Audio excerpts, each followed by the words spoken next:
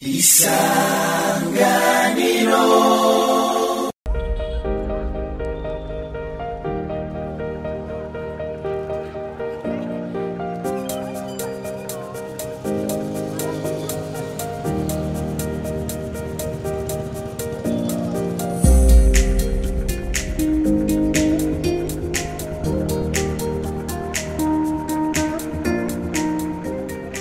Ndabaramukije bakunze ibiganiro by'isanganiro sangwa ikaze muri kino kiganiro aho turamutse tubashikana ku mugwa mukuru w'intara ya Ruyigi kugira turabire hamwe ibijanye n'inyigisho z'ubuhinga zitangwa ku bana bataronse amahigwe yo gushishikara amashure.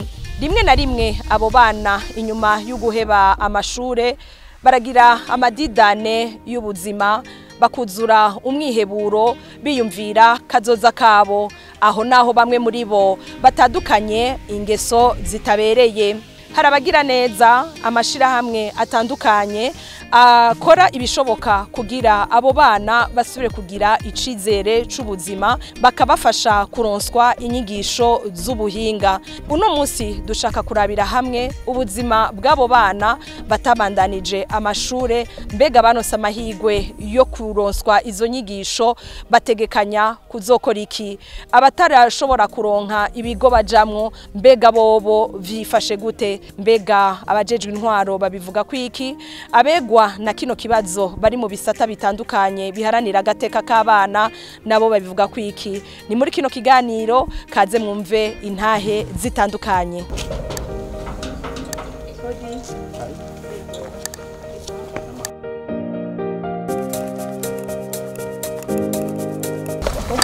Bonjour. Bonjour.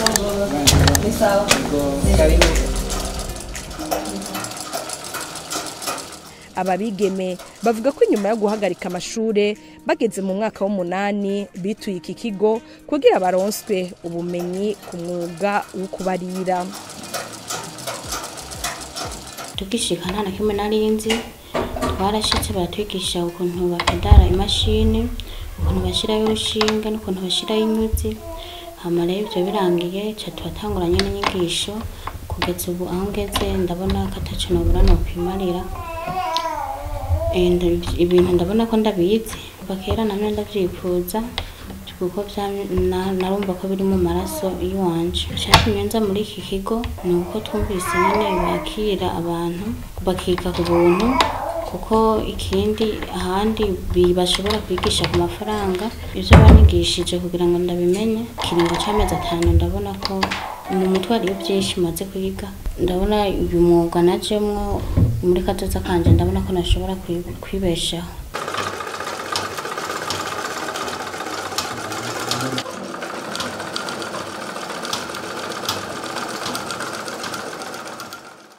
Naragiye ku ishure narize amabiranga, nagarukije mu 8 amabiranga, ndavayo ndicara muhira. Nyene umwuga kuko nawipfuza ndatohoza kuko ikibazo urabona ko hamwe bigisha ku mafaranga, ndabona ko ikibazo c'amafaranga nyene kidashoboka. Ca ndagira amahigwe rero ndaharonka hano, ca ndaza ngaha rero nta zindi nyigisho nari bwigere ndonka. Ndabona ko akarusho kobaho kubera iyo uriko urakora umwuga nibaze yuko akarusho katobura woshobora kwitunga.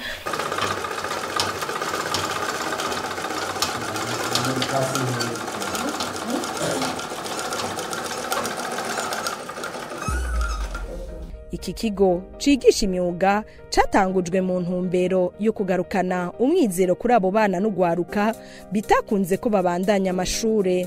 Ni mu gihe hari benshi bamaze kuva mu ishure babura uko babandanya ubuzima bwabo, bamwe bakarira amaboko abandi bakadukana ingeso mbi, nk'uko binegurwa na Fabrice Karombo akurikirana ibikorwa bijanye n'imyuga muri iki kigo. Nubwo biruko arashimishwa n'intambwe urugwaruka rushitseko. Aba bariko biga uyu mwuga wo gushona intambwe bageze kirashimishije, kuko izi nyigisho zisanzwe zimara amezi 6 hanyuma bakaba bamaze amezi ashika 5 bakurikirana izi nyigisho. Rero intambwe ngerageje kuraba bageze kirashimishije kuko benshi baza atana kimwe bazi.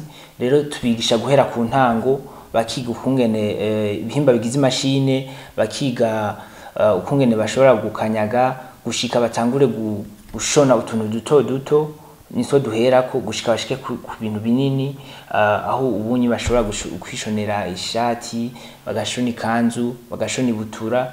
Rero turavye ukuntu iyo bavuye naho bashitse twebwe nyene turavyishimira kandi turabona ko uwo muzo ushobora kubatunga kandi bariko barawumenya. Impinduka tumaze kubona mu bo tumaze kuramura nuko uno munsi turafise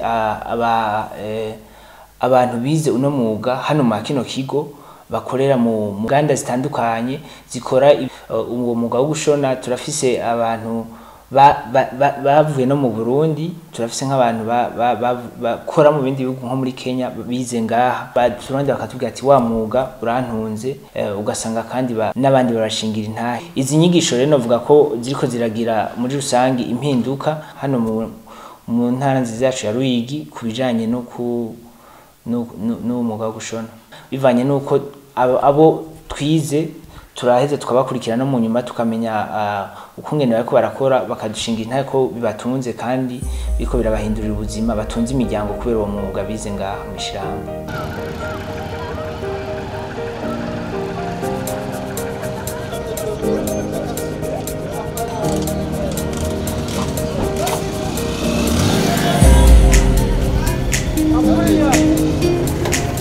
Hirya gato y'iki kigo cigisha gushona neza na neza ku gituro c'ahahoze isoko nkuru ya kera ya Ruyigi, hari uyundi muce ugizwe n'ugwaruka rugwiriyemwo imisore, rumwe rutaciye ku ntebe y'ishure, urundi rwagarukije mu mwaka wa 6, rwo rukavuga ko rutaronse amahirwe yo guca mu bigo vy'imyuga, vyabaye ngombwa ko gwironderera abarwigisha. Ibi navyo bikabasaba uburyo bwinshi badafise.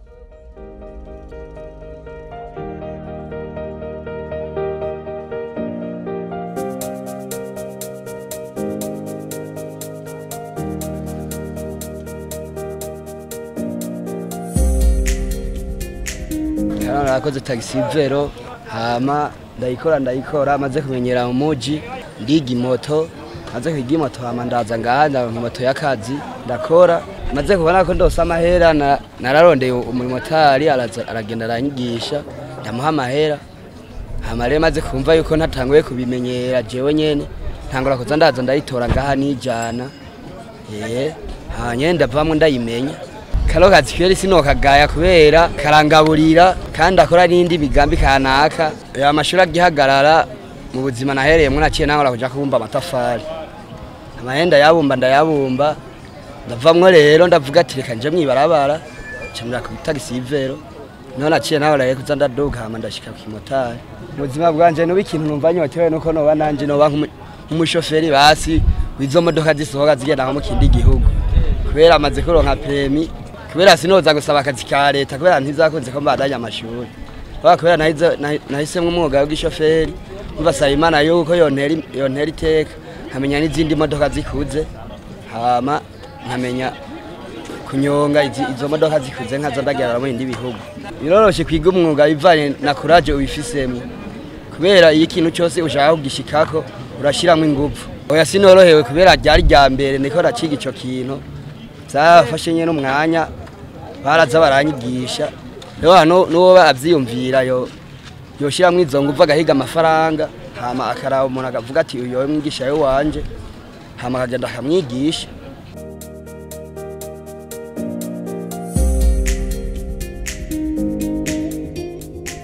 Keshi ugwaruka rugira ingorane zo kubura amafaranga kugira bashobore kwiga imyuga bagwipfuza.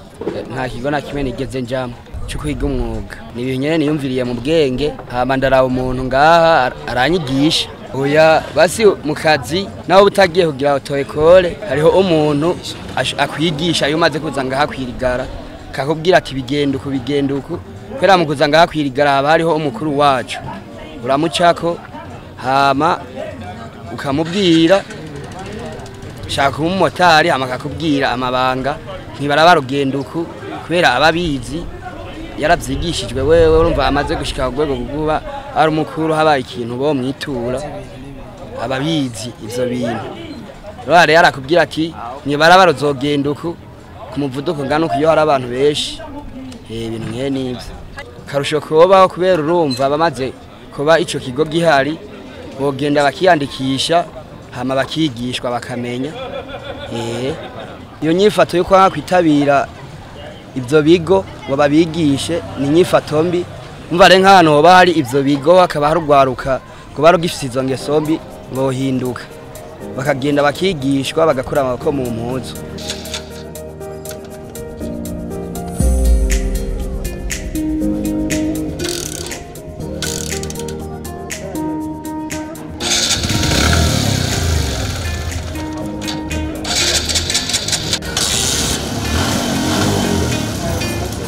Jonathan Niyongabo afite imyaka 18 amaze umwaka yigishwa ibijanye no gusanasana amamoto ivyo bita mekanike. Avuga ko kuza kwiga muri iki kibanza yaharangiwe n'umugenzi wiwe akaba yizera ko bizomuhindurira ubuzima. Mekanike twiga ivyo gukora amamoto yapfuye nta kandi kazi dukora nivyo nahisemo ko nabonyere byo binyorohera arivyo niyumva oya nabigize kubera ndabishaka nayo ibindi byose byari bihara ariko iyo nashaka kandi yumva ado nyigisho nabigisha baca ba de garage aya ndashima muga mekanike urazi kidahera mekanike bandanya wiga nabize kera aguma biga kusanya naho ngeze hose ndashima karafasha kubera twe nkaha mu rugisi ho tibatuvuka umuntu arabayeho kandi nibindi yo bikora mugani urumva kubera tuciga nta bintu birebira ubukora kuko uri kuriga urumva ntuba wirukira amahera wanze umanza kwirukira kwiga nyuma ivy'amahera bikaza mu nyuma byose mu bintu ushobora gukenera nta kintu na kimwe je no ushobora kuza gusaba abavyeyi byose ndashobora kubironka ndabironkejwe n'umwuga ndabyizeye cyane ko ubuzima buzohinduka ikifuzo cy'umuntu cyo kwamara gushaka yuhagera kure tukagira kurugira abadegaraje bacu bageze ko cyo nabahanura bisanzwe iyo by'amashure byase canke iyo umuntu amaze si byiza kwicara kubera ubisi yaramaze guhinduka. Ukwigisha ubwo gwaruka birasaba uburyo bwo kugura ibikoresho vya nkenerwa nkuko bivugwa na Moses Banderembako umwe mu barongoye ikibanza bakoreshamwo amamoto bita garage akaba nasanzwe anakurikirana urugwaruka turufasha kugira ngo rumenye gwiteza imbere iyo rumaze kumenya rukareka kuzaruricara kumarigara kugira ngo rushobore kwitunga. Inyigisho baronka ngaha nizo kwiga gukora amamoto gusambura amamoteri akayisambura agashora kuyiteranya agakuramo nk'PS bayapfuye akasubiriza nshasha.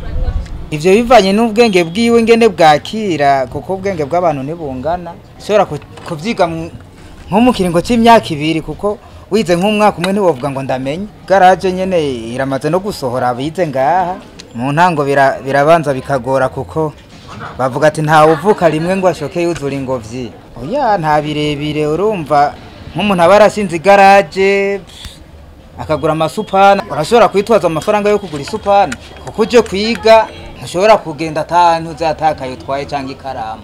Uruhara no kugira ngo ejo aho bukera ntibazosange bari mu barabara ariko barasega nka bamwe usanga nka twe amashuri aba yarananiye kuko bose ntibashobora kwiga ngo bazoheza amashuri. Hari abo bishobora kunanira hari ababishobora kavuga ati reka jenje kuga umwuga kandi umuntu yakwituye ivyo umubwiye kumva abyakira ntiworeka kumwakira kandi bikavana n'indero azananye. Hari abashobora kuza bikabananira bivaye n'inyifato yabo. Cyo twobahamagarira nuko bo kwijugira kwiga imyuga kuko ivy'amashuri mbona atari bose bishobokera. Kavuga ati reka nje kwiga umwuga nawo ndabe kuko ntushobora kuruyoberwa hose naho byogenda gute. Kavuga ati uvunitse wiga gucumbagira.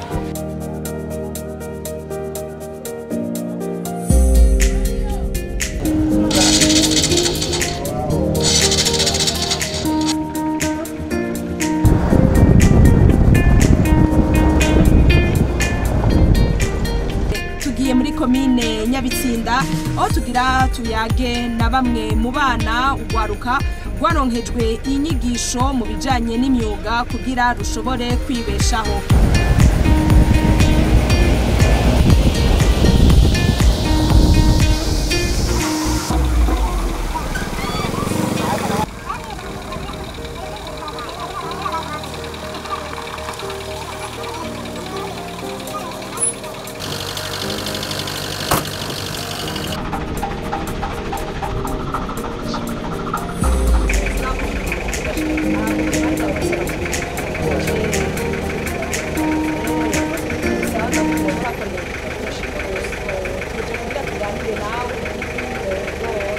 ndavuye mu ishure mpevye canje mwishira hamwe ngiye mwishira hamwe turonka abantu baratwizera bo hejuru batwizeye waraziganije turaguranana mu nyuma nyabantu batwizeye baba batubwira ati tugomba kubahereza ubuzu bw'umuyaga nkuba muze muracisha amahera murabe ukuntu mu kwifashisha muri iryo shira hamwe guhera aho baci batuzanya tuzu tw'umuyaga nkuba baratuzaniye utw'ubwa mbere babona ni rutoyi nta muriro mwinshi tworonka bwa kabiri baravamo baratubwira ati rero tubongerereze tubahe tunini turoja ko pano soleil zibiri ubu rero baratwungururije ubaduhaye tuja ko pano soleil zibiri ubu rero umuriro twawuronka rwose bishimishije ku rugero rwo hejuru baratubujije gushira ko ubundi buntu kwibateri baratubuza gushira ko ibintu by'amabateri byo kudunyura ubunyene dushira ko amasimu atora yonyene nta bindi bintu bishariza atari amasimu atora kusaba nk'abantu badukurira bakatuzanira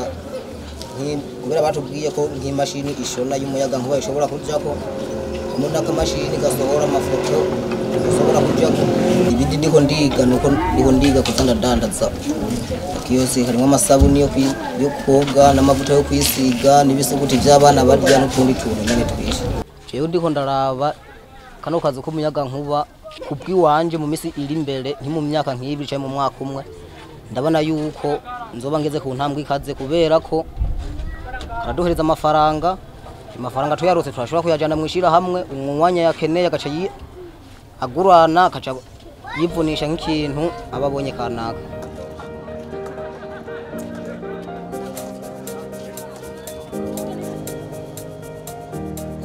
kuva izo nyigisho z'imyuga ziza muri ako gacimbiri kabo abavyeyi bamenyesha ko umurindi w'abana bahora baja kurobera mu gihugu ca Tanzania wagabanutse ugereranije nuko vyahora. Fides Minani avuga ko ubu hariho impinduka mu kibano. Ukuvuga ko kubera ko tumaze kubona ko ubuhinga budushikiriye mu kibani wacu twaciye dusaga ari ikintu ciza cyane kuko nk'abantu bafise amatelefone barabura aho bashariza mu gihe cy'imvura ugasanga babuze ingene bacaronka umuriro bashaka kuvugana n'abandi bantu bakabura ingene babigira ariko tumaze kubona bishize ku mutumba iwacu twaciye twumva ko mu vy'ukuri ico gikorwa ari ciza no mu kibani wacu. Ni kuvuga mu kibani wacu bataronka izo nyigisho abenshi baca baje Tanzania bakaja konda amafaranga bagakora akazi kabarusha. Rero hamaze kuza guhera mu kibani wacu akaza izo nyigisho zikabashika ko bonse nka benshi bakazumva byaciye bituma ko gabanura ry'abana barobera. Ubu rero abana biwacu hano mu kibani wacu ntibarobera cyane kubera barumvise inyigisho cyane. Ni kuvuga ko turabatera ingoga kubera ko iyo umwana wawe kuvuga yize amashure akabona ko bitamushobokera neza ucumutera intege uti rero hari imyuga agenda ukora kajya akazi k'imyuga kugira ngo babingene zo kwiteza imbere mu buzima bwa misi yose.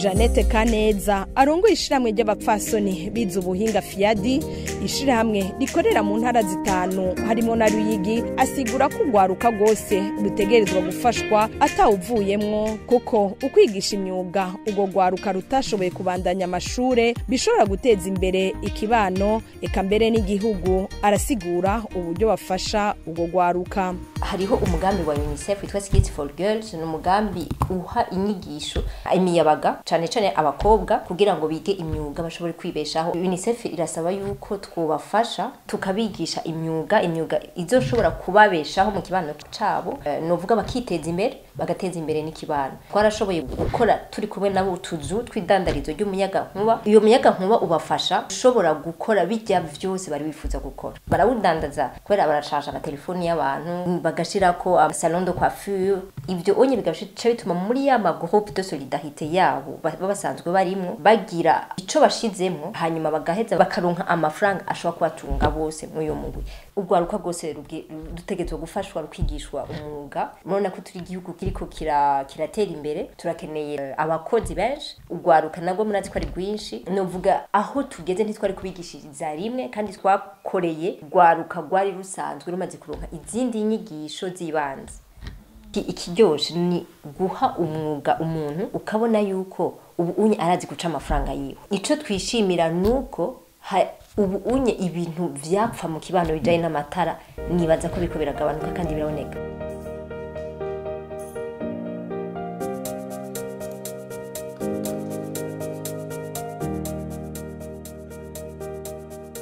Aba basanzwe bakurikirana mu bijanye no kwigisha imyuga urugwaruka rutabandanije amashure bavuga ko ingorane nyamukuru bagira ari uko bishika rugacira hagati ivyo vyigwa kubera imvo zitandukanye. Twarabigishije nivyo mugabo hariyo igihe badashobora kuronka aho baca babikorera byo ubwo nyene. Rero umuntu iyo yize ntaca bikora arashobora kuvyibagira. Hariho abo tuba twaratanguranye ariko kumbure ugasanga ntibashoboye kumara inyigisho. Ivyo navyo biva nkuko usanga abona amezi 6 umengo ni menshi kumbura akadehukirwa bivanye nuko abayeho ku munsi akabona ayo mezi 6 kumbura atoshobora kuyamara. Nk'abo badegaraje mugani ntashobora kwakira nk'abantu bashika 10 arashobora kuba hari nk'abantu bashika 8 abari karigisha. Urumva nivyo ndivyo kwitanga supanira avunika eja kagura yindi kazimira kagura yindi.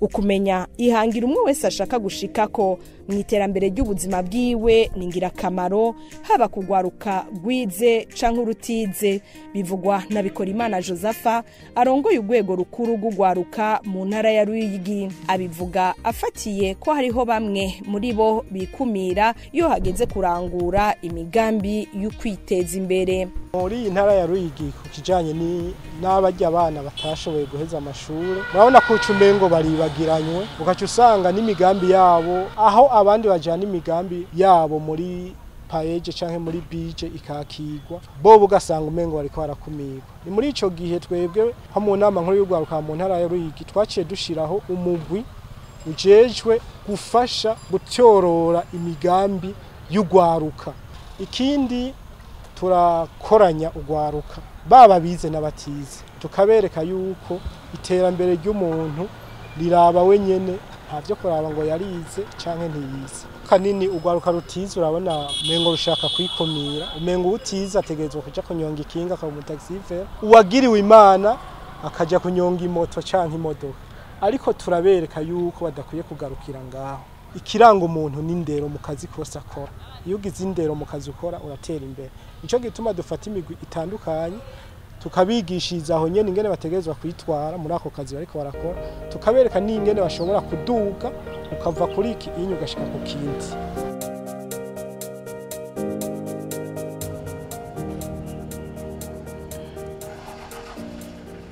Mu buyobozi bw'indero mu ntara ya Ruyigi nubwo atabiharuro kanone batanga vy'abana bahevye amashure canke bataciye ku ntebe y'ishure baremeza ko ataragaseseshwa rumuri abo bana bahari.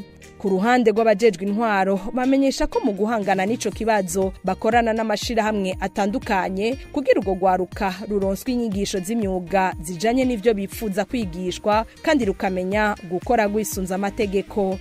Buramatari Tabu Emerancienne aramutswe intara ya Ruyigi agira ati mu ntara yacu turafise ugwaruka rwaciye ku ishure ku ntebe y'ishure rwasomye hanyuma turafise kandi n'ugwaruka batashoboye guca ku ntebe y'ishure. Iyo migwi ibiri yose bariko bariteza imbere mu migambi y'iterambere biteza imbere biciye mu makoperative canke mu mashirahamwe atandukanye bagiye barajamo ku mitumba.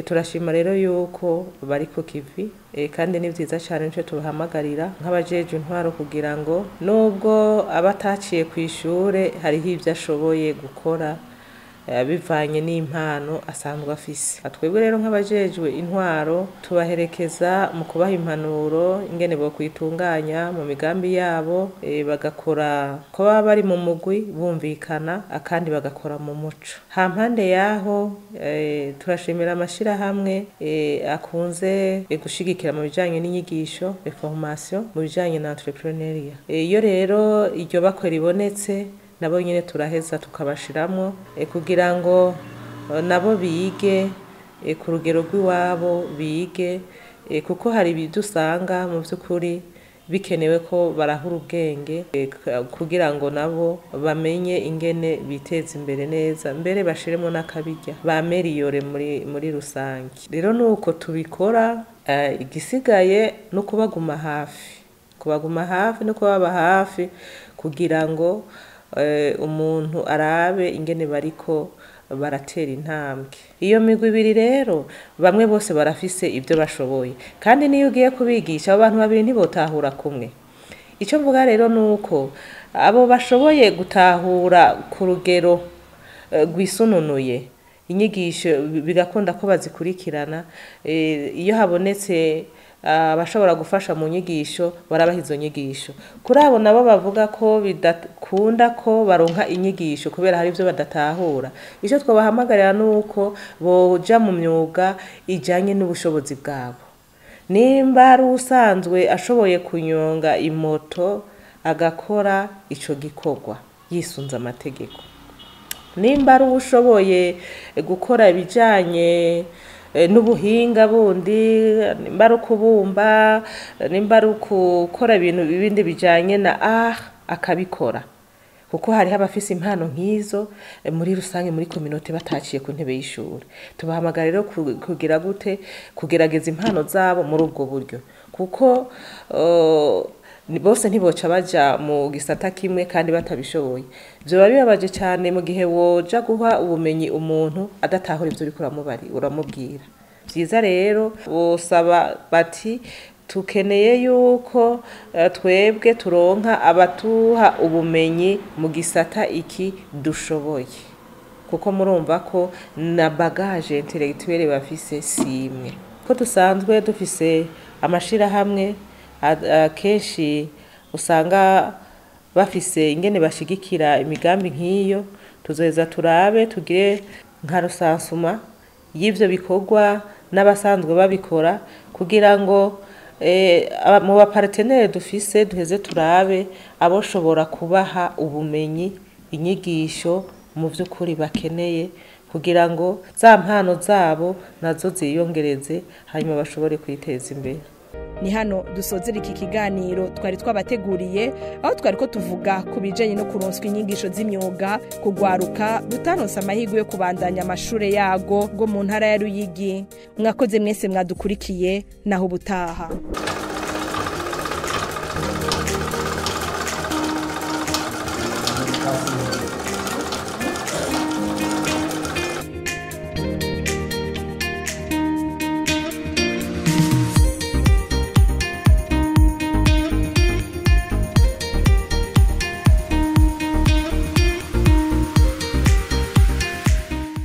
Isa